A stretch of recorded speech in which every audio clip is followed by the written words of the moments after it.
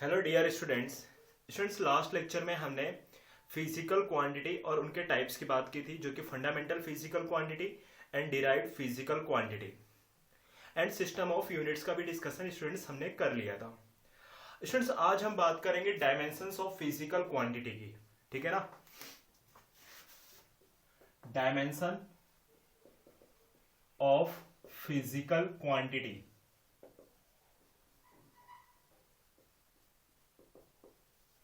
अब students dimensions of physical quantity का मतलब क्या होता है वो समझेंगे।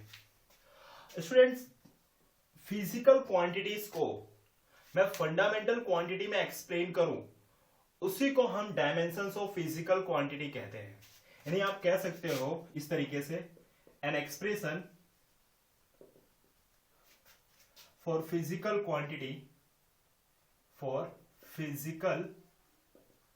Quantity is explained in terms of fundamental quantity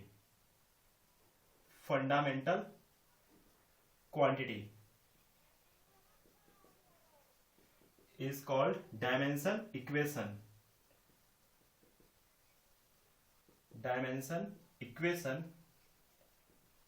of physical quantity. समझ में आई बात स्टूडेंट्स कि जहां पर फिजिकल क्वांटिटी को, किसी भी फिजिकल क्वांटिटी को आप फंडामेंटल क्वांटिटी के टर्म्स में एक्सप्लेन करते हैं या कोई एक इक्वेशन बनाते हैं, तो उसको हम क्या बोलते हैं, dimension equation of physical quantity. एक एग्जांपल देता हूं स्टूडेंट्स मैं आपके सामने। ठीक है, देखो स्टूडेंट्स बात करते हैं एनर्जी की। एनर्जी, ठीक है, तो स्टूडेंट्स एनर्जी का जो एसआई यूनिट होता है, एनर्जी का एसआई यूनिट, अब यूनिट्स क्या होते हैं मैंने आपको ऑलरेडी बताया हुआ है, वो जूल होता है। एनर्जी का एसआई यूनिट क्या होता है स्टूडेंट्स, जूल। लेकिन अब जूल एसआई यूनिट तो है स्टूडेंट्स, लेकिन ये फंडामेंटल यूनिट नहीं है। तो आपको जो एनर्जी है वो फंडामेंटल क्वांटिटीज के फॉर्म में बताना है। ठीक है स्टूडेंट्स, तो देखिए यहां पर मैं एक्सप्लेन करता हूं। एनर्जी, कोई भी एनर्जी आप कंसीडर कर लो, किसी भी टाइप की एनर्जी हो, लेकिन उनका डायमेंशनल फॉर्मूला और डायमेंशनल इक्वेशन सेम रहने वाली है। आप डायमेंशनल फॉर्मूला भी कह सकते हो। तो स्टूडेंट्स देखिए एनर्जी की मैं एक इक्वेशन कंसीडर करता हूं, हाफ mv²। अब स्टूडेंट्स आपको पता है कि ये काइनेटिक एनर्जी है। कौन सी एनर्जी है, काइनेटिक एनर्जी। 1/2 स्टूडेंट्स एक न्यूमेरिकल क्वांटिटी है, या आप कह सकते हो कांस्टेंट है। ठीक है, कांस्टेंट भी कह सकते हो इसको, या न्यूमेरिकल क्वांटिटी कह सकते हो। ठीक है स्टूडेंट्स, जब आप किसी भी फिजिकल क्वांटिटी को फंडामेंटल क्वांटिटी में एक्सप्लेन करेंगे तो न्यूमेरिकल क्वांटिटी को कंसीडर नहीं करेंगे, न्यूमेरिकल क्वांटिटी या कांस्टेंट को कंसीडर नहीं करेंगे। ठीक है स्टूडेंट्स, तो अब आगे बढ़ते हैं। यानी एनर्जी डायरेक्टली प्रोपोर्शनल टू क्या हो गया students, mv², mass into velocity square, m for mass and v for velocity. देखते हैं स्टूडेंट्स यहां पर मास का यूनिट होता है केजी। ठीक है, वेलोसिटी v, जिसका यूनिट होता है मीटर पर सेकेंड। यानी एनर्जी का यूनिट क्या हो जाएगा, केजी, मीटर पर सेकेंड का स्क्वायर। ठीक है, इसको आप लिख सकते हैं, और एनर्जी की जगह पर आप लिख लीजिए जूल, 1 जूल, है ना, क्योंकि एनर्जी का ऐसा यूनिट क्या है फ्रेंड्स, जूल है। तो 1 जूल इक्वल टू होगा केजी मीटर स्क्वायर पर सेकेंड स्क्वायर, है ना। इस तरीके से मैं लिख देता हूं। अब ये तो हो गया फंडामेंटल क्वांटिटी के फॉर्म में, आपने जूल को कन्वर्ट कर दिया है, या फंडामेंटल यूनिट के फॉर्म में। अगर आपको डायमेंशनल फॉर्मूला लिखना हो, डायमेंशनल फॉर्मूला ऑफ एनर्जी, तो वो क्या होगा स्टूडेंट्स, वो होगा केजी। केजी क्या है स्टूडेंट्स? मास है। केजी मास का यूनिट है ना। तो स्टूडेंट्स यहां पर देखिए केजी की पावर कितनी है? 1, तो मास की पावर हो जाएगी 1। Meter, M for meter, meter क्या है? लेंथ, लेंथ की पावर कितनी स्टूडेंट्स? 2 है। सेकंड क्या है? टाइम, टाइम की पावर कितनी है? टाइम की पावर -2 है। तो इस तरीके से आप लिख सकते हैं। तो स्टूडेंट्स यहां पर एक देखने वाली बात यह है कि जूल एसआई यूनिट थी बट फंडामेंटल यूनिट नहीं थी। तो सबसे पहले हमने जूल को फंडामेंटल यूनिट में कन्वर्ट किया और उसके बाद हमने एनर्जी, जो कि एनर्जी है, उसको हमने एक फंडामेंटल क्वांटिटी के टर्म्स में एक्सप्लेन कर दिया। ठीक है, तो केजी जो कि मास का यूनिट होता है, मीटर जो कि लेंथ का यूनिट होता है, सेकंड टाइम का यूनिट होता है, और इस तरीके से हमने यहां पर रिप्लेस कर दिया एनर्जी को। ये हो गया एनर्जी का डायमेंशनल फॉर्मूला m1L2T-2। देखो स्टूडेंट्स, एनर्जी और वर्क दोनों का डायमेंशनल फॉर्मूला सेम होता है। क्यों? क्योंकि एनर्जी का एसआई यूनिट क्या होता है? जूल, और वर्क का भी एसआई यूनिट क्या होता है? जूल। तो एनर्जी और वर्क का डायमेंशनल फॉर्मूला सेम होता है स्टूडेंट्स। नोट बनाइए और उसमें सारी बातें लिखते जाइए। एक और एग्जांपल देता हूं स्टूडेंट्स मैं आपके सामने, ठीक है ना, आपको समझ में आएगा। मैं बात करता हूं ग्रेविटेशनल कांस्टेंट जी की, और आपसे कहा जा रहा है कि जो ग्रेविटेशनल कांस्टेंट है कैपिटल जी, इसका डायमेंशनल फॉर्मूला क्या होगा? इसका क्या फाइंड आउट करना है आपको students? Dimensional formula gravitational constant जी का। ठीक है, तो देखो स्टूडेंट्स, आपको सबसे पहली बात तो यह है कि आपको फॉर्मूले याद होना चाहिए। जब तक आपको फॉर्मूले नहीं याद होंगे आप डायमेंशनल फॉर्मूला नहीं फाइंड आउट कर सकते हो। बहुत सारी फिजिकल क्वांटिटी हैं, सभी के डायमेंशनल फॉर्मूला आपको याद भी नहीं रहने वाले हैं। ठीक है, तो फाइंड कैसे करना है वो आपको पता होना चाहिए स्टूडेंट्स। तो देखिए, फोर्स, ग्रेविटेशनल फोर्स, जिसका फॉर्मूला होता है G into m1 into m2 divided by r²। देखो स्टूडेंट्स, F यहां पर फोर्स है, G है gravitational constant, m1 into m2 ये दोनों मास है। ठीक है, और r क्या है स्टूडेंट्स? यहां पर डिस्टेंस। तो जिसका डायमेंशनल फॉर्मूला आपको फाइंड आउट करना है, सबसे पहले आप उसको सेपरेट कर दीजिए। तो force into r² divided by m1 into m2, यहां पर भी आप डॉट लिख लीजिए। ठीक है ना स्टूडेंट्स, तो फोर्स का डायमेंशनल फॉर्मूला क्या होगा? सबसे पहले आप उसे फाइंड करिए, मैं यहां पे फाइंड करके बताता हूं। फोर्स का यूनिट क्या होता है स्टूडेंट्स? फोर्स का एसआई यूनिट तो न्यूटन होता है, आपको पता है, लेकिन Newton is not a fundamental unit. SI unit Newton है, लेकिन न्यूटन फंडामेंटल यूनिट नहीं होता है फोर्स का। तो हमें पहले तो फोर्स को फंडामेंटल क्वांटिटी में कन्वर्ट करना होगा। तो फोर्स इक्वल टू क्या होता है students? Mass into acceleration. Mass का यूनिट होता है केजी और एक्सीलरेशन का यूनिट होता है मीटर पर सेकंड स्क्वायर। ठीक है, तो अगर मैं डायमेंशनल फॉर्मूला लिखूं, डायमेंशनल फॉर्मूला किसका? फोर्स का। फोर्स का डायमेंशनल फॉर्मूला क्या हो जाएगा स्टूडेंट्स? केजी क्या है? मास का यूनिट है, तो आप लिखिए m, और केजी की पावर 1 है, तो आप लिखिए m की पावर 1। मीटर लेंथ की यूनिट होती है, जिसकी पावर 1 है। सेकंड टाइम का यूनिट होता है, t की पावर -2। यानी कि फोर्स का जो डायमेंशनल फॉर्मूला है स्टूडेंट्स यहां पर, वो है m1L1T-2। अब देखिए स्टूडेंट्स यहां पे G, फोर्स की जगह पर आप लिख दीजिए m1L1T-2। स्टूडेंट्स R क्या है? R होता है डिस्टेंस, डिस्टेंस का मतलब होता है लेंथ। ठीक है, तो लेंथ मतलब लेंथ का यूनिट होता है मीटर। तो यहां पे आप डायरेक्टली डायमेंशनल फॉर्मूला भी लिख सकते हैं। तो R स्क्वायर में है, मतलब L की पावर यहां पर 2 हो जाएगा। m1 इंटू m2, देखिए स्टूडेंट्स, ये पहली बॉडी का मास है, ये सेकंड बॉडी का मास है।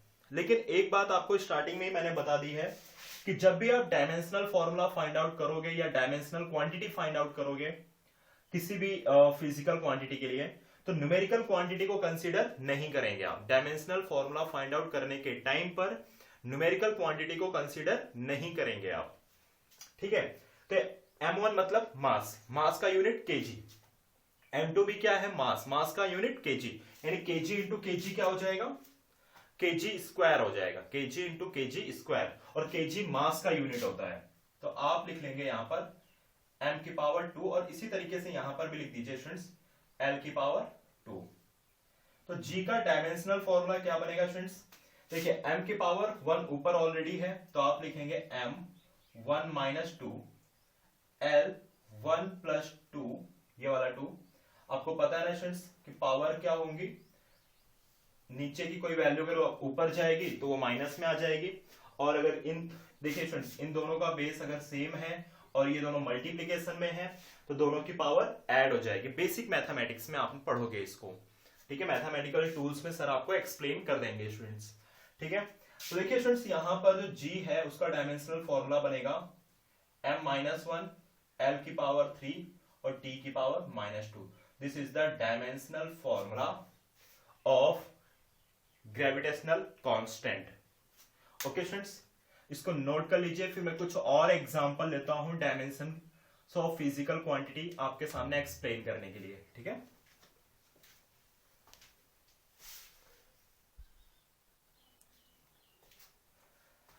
ओके स्टूडेंट्स, देखिए आपके सामने मैंने एक फॉर्मूला लिखा है काइनेमेटिक्स का, d equal to u t plus half a t square. Students ये d डिस्प्लेसमेंट है, u इनिशियल वेलोसिटी है, t टाइम है, a एक्सीलरेशन है और t टाइम है।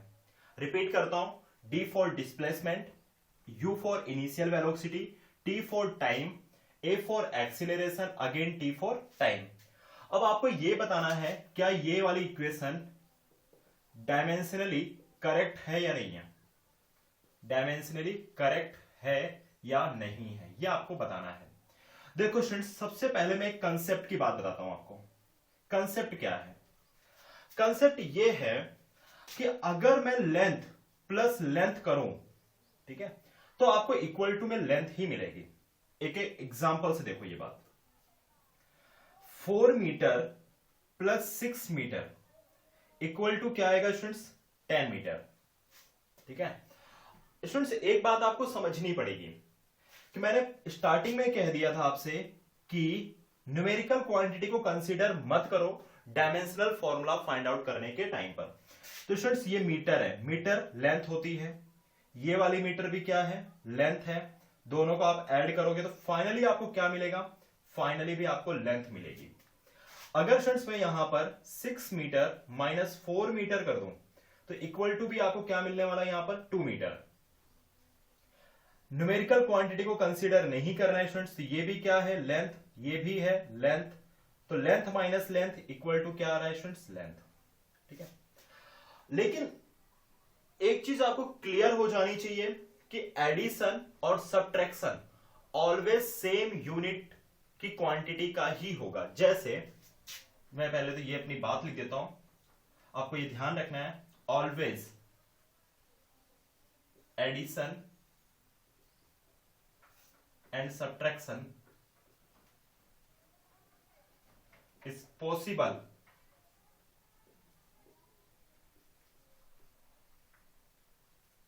ओनली फॉर सेम यूनिट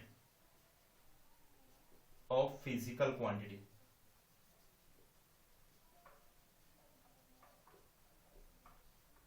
ठीक है, कैसे, चलिए देखते हैं एक और एग्जांपल। स्टूडेंट्स क्या ये पॉसिबल है 6 मीटर प्लस 7 सेंटीमीटर? अब आप कहोगे सर ये भी तो लेंथ है और ये भी तो लेंथ है ना, मीटर लेंथ है, सेंटीमीटर भी लेंथ है, लेकिन स्टूडेंट्स इन दोनों का एडिशन पॉसिबल नहीं है। क्यों नहीं है? क्योंकि दोनों सेम यूनिट में नहीं है। ये मीटर है और ये सेंटीमीटर है, इसके लिए इनका एडिशन तभी पॉसिबल होगा जब मैं सेंटीमीटर को मीटर में कन्वर्ट कर दूं, अदरवाइज मीटर को सेंटीमीटर में कन्वर्ट कर दूं। मेरी वर्डिंग को मैं फिर रिपीट करता हूं, इनका डायरेक्टली एडिशन पॉसिबल नहीं है क्योंकि ये दोनों सेम यूनिट में नहीं है, सेम सिस्टम के यूनिट में नहीं है। ये सीजीएस यूनिट है और ये एसआई यूनिट है। मीटर एसआई यूनिट है, सेंटीमीटर सीजीएस यूनिट है। तो पहले तो आपको इन दोनों को सेम सिस्टम में लेकर आना होगा, तभी इनका एडिशन पॉसिबल है। सिस्टम को मीटर में सेंटीमीटर को मीटर में कन्वर्ट कर दो तो एडिशन पॉसिबल है, अदरवाइज मीटर को सेंटीमीटर में कन्वर्ट कर दो तो एडिशन पॉसिबल है। सेम इस तरीके से कैलकुलेशन रखी हो तो एडिशन नहीं हो सकता। ठीक है, अब एक और एग्जांपल देता हूं मैं आपको। 7 मीटर प्लस 6 kg। स्टूडेंट्स देखिए, meter is a unit of length, numerical quantity की तो बात ही नहीं करनी आपको। Meter is a unit of length but KG is a unit of mass. क्या ये पॉसिबल है कि 7 मीटर को मैं 6 kg के साथ मल्टीप्लाई कर दूं? नहीं, ये रॉन्ग है। क्या ये पॉसिबल है स्टूडेंट्स? 7 kg minus 6 ampere. अब स्टूडेंट्स देखिए, kg is the unit of mass and ampere is the unit of current. तो 7 kg में से 6 एम्पियर माइनस हो जाए, इज नॉट पॉसिबल। क्यों नहीं पॉसिबल हो पा रहा है? बिकॉज स्टूडेंट्स ये दोनों सेम यूनिट नहीं है, दोनों अलग अलग डायमेंशंस के हैं। ये इलेक्ट्रिक करंट को एक्सप्लेन कर रहा है, ये मास को एक्सप्लेन कर रहा है, इसलिए ये पॉसिबल नहीं है। एडिशन और सबट्रैक्शन के टाइम पर आपको ये बात ध्यान में रखनी है। ठीक है, चलिए अब थोड़ा सा आगे बढ़ते हैं, मैं इसको क्लीन कर देता हूं।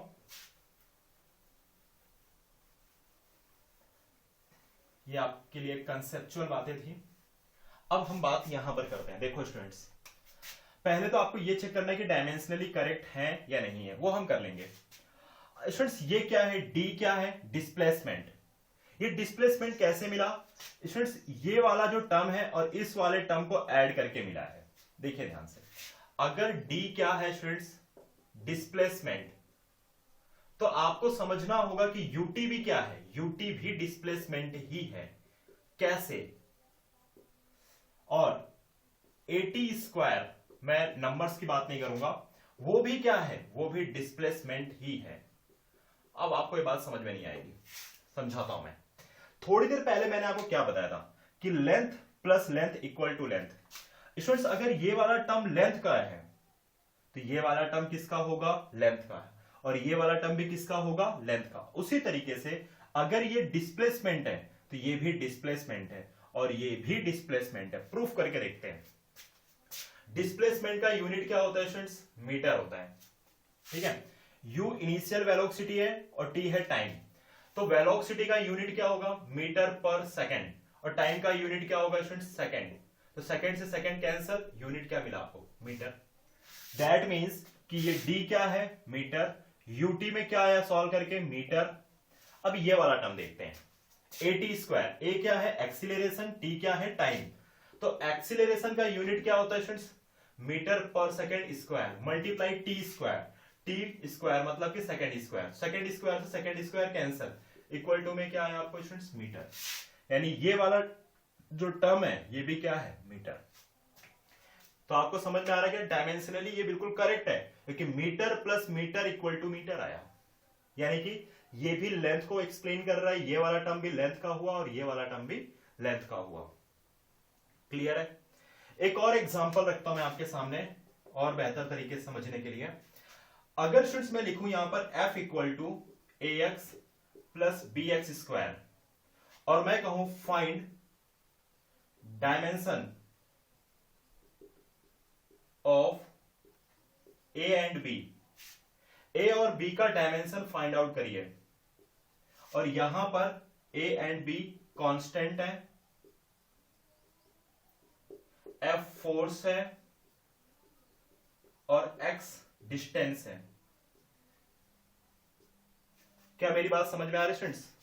इस तरीके का एक एग्जांपल आपके सामने आ गया कि students F equal to a x plus b x square है। अब आपको फाइंड आउट करना है dimension of a and dimension of b. अब देखो स्टूडेंट्स, यहां के कंसेप्ट से ही समझना। अगर ये वाला टर्म क्या है? सर ने कहा कि ये वाला टर्म फोर्स है, तो स्टूडेंट्स ये वाला टर्म क्या होगा? ये वाला टर्म भी तो फोर्स होगा ना, क्योंकि force plus force equal to क्या मिलेगा? Force. Length plus length equal to length, इसका मतलब है कि अगर मेरा फाइनल रिजल्ट फोर्स है, इसका मतलब कि ये वाला टर्म भी फोर्स है और ये वाला टर्म भी क्या है, फोर्स। समझ में आया? यानी कि F इक्वल टू क्या है स्टूडेंट्स, आपको गिवन है ax प्लस bx स्क्वायर। तो अगर ये वाला टर्म फोर्स है तो ये वाला टर्म भी फोर्स होगा और ये वाला टर्म भी फोर्स होगा। तो force plus force equal to force. मेरी बात समझ में आ गई होगी, ऐसी मैं आशा करता हूं स्टूडेंट्स। चलिए, तो मैं डायरेक्टली लिख सकता हूं ax क्या है, ax क्या है भाई साहब, ax है फोर्स। bx क्या है, bx स्क्वायर क्या है, वो भी तो फोर्स है। अब मैं इनका क्या फाइंड आउट करना है, डायमेंशंस, यानी कि डायमेंशनल फॉर्मूला। तो a का डायमेंशन फॉर्मूला फाइंड आउट करना है, कर लेंगे F बाई एक्स। फोर्स का डायमेंशनल फॉर्मूला होता है m1 L1 T माइनस 2, अभी थोड़ी देर पहले ही बताया था मैंने। और x क्या है स्टूडेंट्स, यहां पर देखिए x है डिस्टेंस। x अगर डिस्टेंस है तो डिस्टेंस का डायमेंशनल फॉर्मूला होता है L1। तो स्टूडेंट्स यहां से L1 और L1 कैंसिल हो जाएंगे और a का डायमेंशनल फॉर्मूला मिलेगा m1 T माइनस 2। यहां पर देखिए b का डायमेंशनल फॉर्मूला फाइंड आउट करना है, तो b equal to F by x square m1 L1 T minus 2। और x क्या है, डिस्टेंस, डिस्टेंस मतलब लेंथ, तो लेंथ का यहां पर स्क्वायर है, x स्क्वायर है। तो यहां पर b का जो डायमेंशनल फॉर्मूला बनेगा वो होगा m1 L माइनस 1, ये जब 2 ऊपर जाएगा तो माइनस में हो जाएगा, और t की पावर माइनस 2। तो this is the dimension of a और ये है डायमेंशन ऑफ b। ठीक है, तो ये भी स्टूडेंट्स आपको ध्यान में रखना है, बहुत ही इंपॉर्टेंट कंसेप्ट है कि सेम क्वांटिटी। एक बार मैं फिर से आपको बता दूं, अगर आपको फाइनल रिजल्ट फोर्स मिला है दो फिजिकल या दो टर्म्स को ऐड करने के बाद, तो ये वाला टर्म भी फोर्स होने वाला है, ये वाला टर्म भी फोर्स होगा। एक और एग्जांपल मैं आपके सामने लेता हूं, आपको समझ में आ जाएगा स्टूडेंट्स थोड़ा बेहतर तरीके से। Just a minute.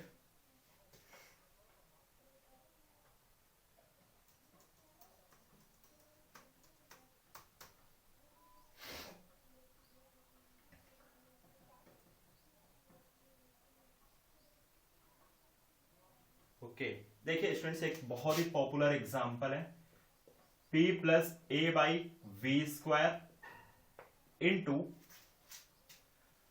We minus b equal to constant. ठीक है, अब यहां से कहा जा रहा find dimension of a and b, find the dimensions of a and b. और ये ए एंड बी क्या है स्टूडेंट्स, कांस्टेंट है। यहां पर P है प्रेशर और V है वॉल्यूम। ठीक है, ये बात आपको ध्यान रखना है। चलिए अब आगे बढ़ते हैं और कंसेप्ट की बात करो पहले। सबसे पहले स्टूडेंट्स एक बात बताइए, ये क्या है P क्या है, प्रेशर। स्टूडेंट्स अगर P प्रेशर है तो ये वाला टर्म क्या होना चाहिए, ये वाला टर्म भी प्रेशर होगा। जैसे देखिए ये वाला टर्म अगर फोर्स था तो ये वाला टर्म क्या हुआ स्टूडेंट्स, ये वाला टर्म क्या है, फोर्स। कैसे पता चला, क्योंकि हमेशा सेम क्वांटिटी का ही एडिशन होगा, सॉरी सेम यूनिट का ही एडिशन होगा। तो अगर स्टूडेंट्स ये प्रेशर है तो ये वाली फिजिकल क्वांटिटी भी प्रेशर होगी। यानी आप लिख सकते हैं कि pressure equal to a by v square. इसको आप दे दीजिए, सॉरी, तो ए इक्वल टू होगा P into v square. P है प्रेशर और V है वॉल्यूम। ठीक है, आप इसको इक्वेशन नंबर 1 दीजिए। और प्रेशर का डायमेंशनल फॉर्मूला क्या होता है, तो सबसे पहले इसको फाइंड आउट करेंगे। प्रेशर इक्वल टू होगा force per unit area. Force का dimensional formula m1 L2 T minus 2। और एरिया का डायमेंशनल फॉर्मूला क्या होता है, देखो स्टूडेंट्स एरिया का यूनिट होता है मीटर स्क्वायर। एरिया का एसआई यूनिट होता है मीटर स्क्वायर, तो उसका डायमेंशनल फॉर्मूला होगा L2। ठीक है, तो प्रेशर का डायमेंशनल फॉर्मूला बनेगा M1 L0 T-2।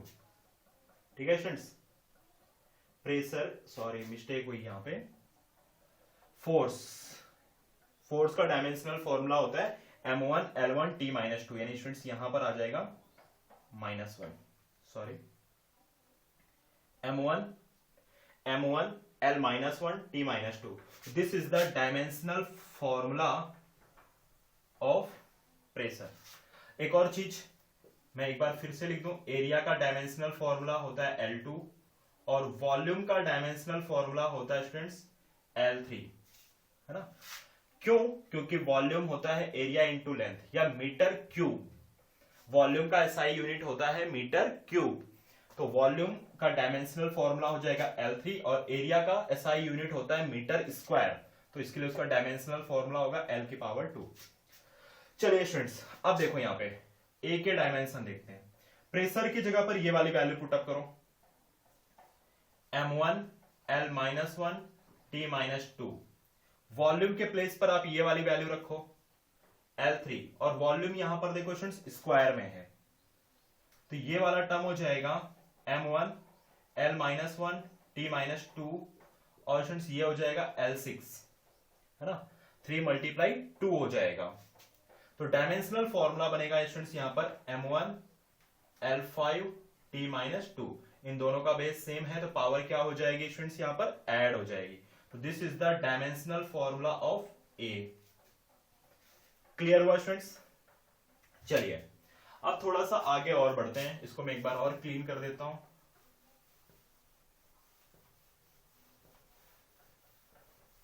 थोड़ा सा माइंड को ओपन रखिए, बहुत ही अच्छे एग्जांपल्स हैं।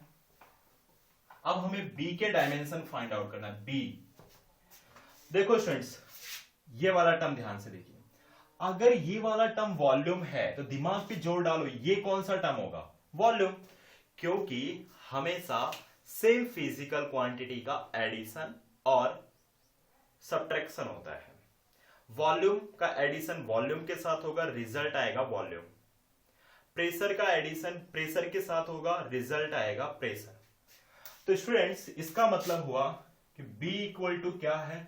B भी क्या है? वॉल्यूम है, और वॉल्यूम का डायमेंशनल फॉर्मूला L3 होता है। तो इस तरीके से आपको A और B का डायमेंशनल फॉर्मूला स्टूडेंट्स यहां पर मिल चुका है। बहुत ही अच्छा एग्जांपल है स्टूडेंट्स, थोड़ा सा ध्यान रखना है आपको। चलिए कुछ और बातें करते हैं स्टूडेंट्स। कुछ ऐसे फिजिकल क्वांटिटी हैं जो डायमेंशन लेस क्वांटिटी होती हैं। डायमेंशन लेस क्वांटिटी, मैं उनकी बात कर रहा हूं। Dimension less physical quantity,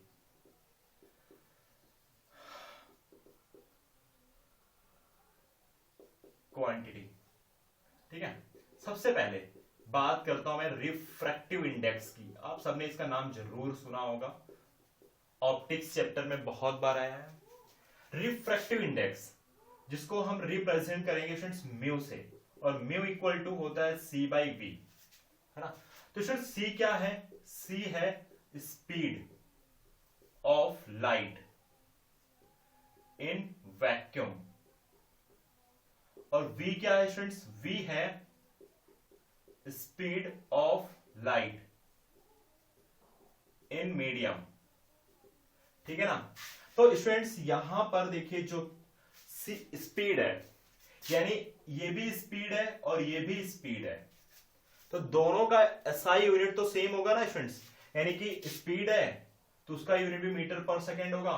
numerical quantity matter नहीं करती है, और इसका भी एसआई यूनिट मीटर पर सेकेंड होगा। तो ये पूरे डेटा कैंसिल हो जाएंगे, रिजल्ट आएगा 1। यानी रिफ्रैक्टिव इंडेक्स कैसी क्वांटिटी हो गई है? डायमेंशन लेस फिजिकल क्वांटिटी हो गई है, ठीक है। स्टूडेंट्स आपको ध्यान रखना है कि जितने भी रेशियो वाली क्वांटिटी होंगी, रेशियो वाली क्वांटिटी, वो सभी डायमेंशन लेस ही होंगी, डायमेंशन लेस फिजिकल क्वांटिटी होंगी। ये एक एग्जांपल था, मैं आपको एक और एग्जांपल देता हूं।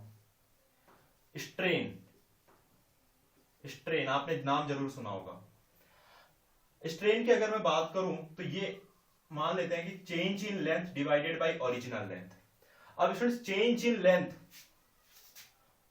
इन लेंथ तो यूनिट तो मीटर ही होगा ना, क्योंकि वो लेंथ है, और ये क्या है लेंथ, ओरिजिनल लेंथ, पर इसका यूनिट भी क्या होगा मीटर, तो मीटर से मीटर कैंसिल हो जाएगा, रिजल्ट आएगा 1। स्टूडेंट्स जिनका रिजल्ट 1 आता है वो डायमेंशन लेस क्वांटिटी होती है। ठीक है, तो जितनी भी क्वांटिटी जिनका रेशियो होता है वो डायमेंशन लेस क्वांटिटी होती है।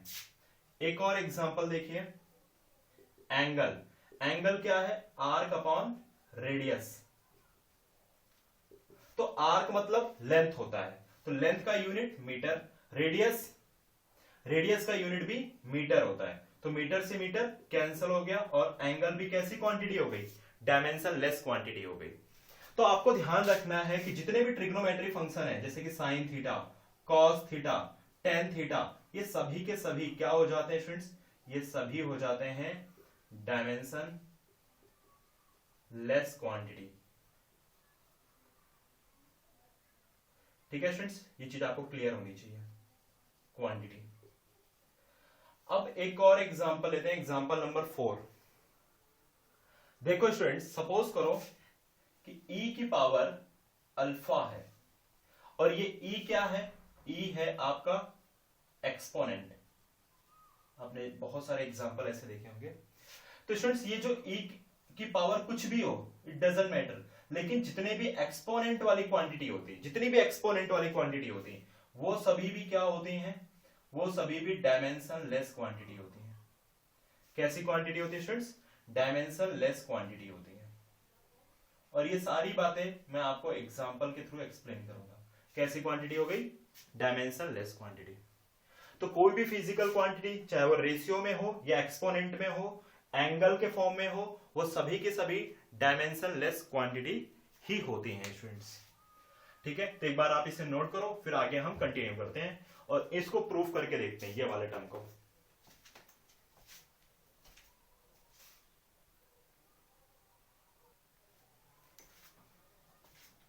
ओके स्टूडेंट्स, एक एग्जांपल देखते हैं। यहां पर वेव की इक्वेशन लिखता हूं मैं, y equal to a sine omega t minus k x. Students आपको पता है कि ये कौन सी इक्वेशन है, वेव इक्वेशन है, आपको याद जरूर होगा, वेव मोशन में आपने पढ़ा है।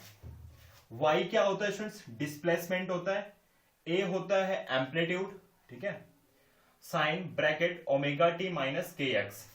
ओमेगा है एंगुलर वेलोसिटी, k आपको पता होना चाहिए, k इजिकल टू क्या होता है, 2 पाई बाई लैम्बडा, ठीक है, प्रोग्रेसिव कांस्टेंट कहते हैं इसको, और x होता है डिस्प्लेसमेंट, सॉरी x होता है डिस्टेंस। ठीक है, अब स्टूडेंट्स आपको यहां पर फाइंड करना है, find dimension of omega and के। ओमेगा और के का डायमेंशन आपको फाइंड आउट करना है। देखो स्टूडेंट्स, अभी मैंने आपको क्या बताया था कि sine theta dimension less quantity है। अगर यहां पर आप ध्यान से देखें, sign omega t minus k x, यह हो गया साइन, तो इसका मतलब कि ये वाली चीज क्या है, इसका मतलब स्टूडेंट्स कि ये वाली जो चीज है वो एंगल है। ये क्या है स्टूडेंट्स, एंगल है।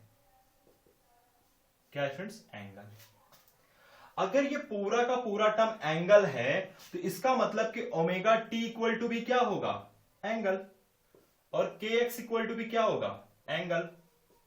थोड़ी देर पहले ही मैंने आपको बताया था कि स्टूडेंट्स अगर आप लेंथ प्लस लेंथ करोगे तो इक्वल टू लेंथ आएगा, आप मास प्लस मास करोगे तो इक्वल टू मास आएगा, है ना, according two dimensional. Numerical quantity की बात नहीं करेंगे। अगर स्टूडेंट्स ये साइन है, साइन थीटा, तो थीटा मतलब एंगल, तो ये पूरा का पूरा टर्म क्या होगा स्टूडेंट्स, एंगल। अगर ये पूरा टर्म एंगल है स्टूडेंट्स, तो इसका मतलब क्या हुआ कि ओमेगा टी भी एंगल है और के एक्स भी क्या है, एंगल। इसलिए मैंने लिख दिया omega t equal to angle और k x equal to angle. और एंगल क्या होता है, एंगल इक्वल टू 1 होता है, क्योंकि ये डायमेंशनलेस क्वांटिटी है, तो आप लिखिए एंगल के प्लेस पर 1, और ओमेगा इक्वल टू क्या होगा, 1/t, और t क्या है, टाइम, मैंने पहले ही बता दिया था आपको। तो ओमेगा का डायमेंशनल फॉर्मूला बनेगा टी की पावर -1। इसी तरीके से के एक्स एंगल डायमेंशनलेस क्वांटिटी है, इक्वल टू में 1 रख दीजिए, के इक्वल टू हो जाएगा 1/x, और x क्या होता है, डिस्टेंस। तो डिस्टेंस का यूनिट क्या होता है स्टूडेंट्स, मीटर, और उसका डायमेंशनल फॉर्मूला लेंथ। तो स्टूडेंट्स के का डायमेंशनल फॉर्मूला बनेगा l की पावर -1, क्योंकि ये है x की पावर -1 और ये है t की पावर -1। ठीक है, तो इस तरीके से स्टूडेंट्स आप समझ सकते हैं। ये वाला कंसेप्ट बार बार रिपीट हो रहा है कहीं ना कहीं पर। एक और एग्जांपल लेते हैं स्टूडेंट्स यहां पर।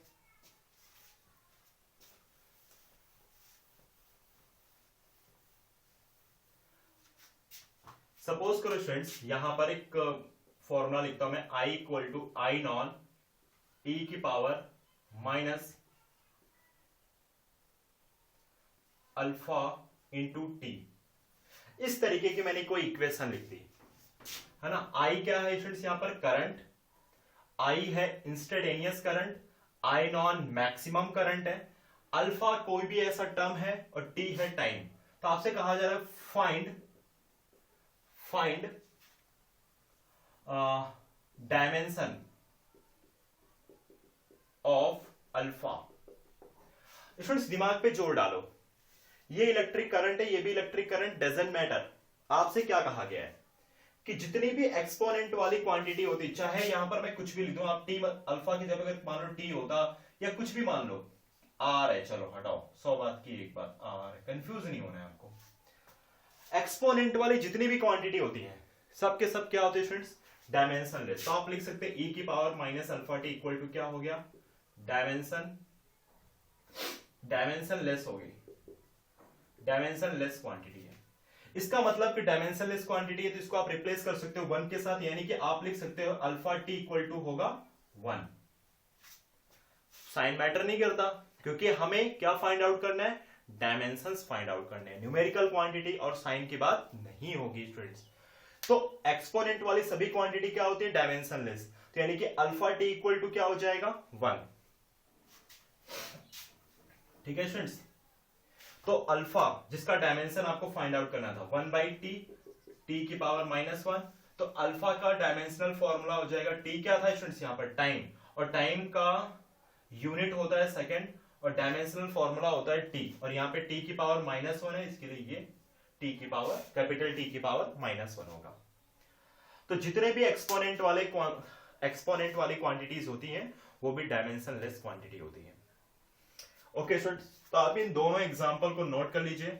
आने वाले लेक्चर्स में मैं कुछ और एग्जांपल लूंगा डायमेंशंस ऑफ फिजिकल क्वांटिटी के बेस पर, और इसकी स्टडी हम और क्यों करते हैं, है ना। तो एक सिस्टम को दूसरे सिस्टम में कन्वर्ट करने के लिए पढ़ते हैं। दूसरी बात कि जो फिजिकली रिलेशंस है, यहाँ पे फिजिकल क्वांटिटीज के जो रिलेशंस हैं, जैसे कि ये डिस्प्लेसमेंट है और ये वाला टर्म भी डिस्प्लेसमेंट ही होना चाहिए, इस तरीके से रिलेट करके भी पढ़ेंगे, है ना। तो बहुत ही इजी है, इसे आप अच्छे से नोट कर लीजिए। स्टूडेंट्स मैंने आपको एक थ्योरी नोट्स भी सेंड कर दी है, आप उसको घर पे स्टडी करिए, और उसके अंदर जो एग्जांपल्स हैं स्टूडेंट्स आप उनकी भी प्रैक्टिस करिए। Okay students.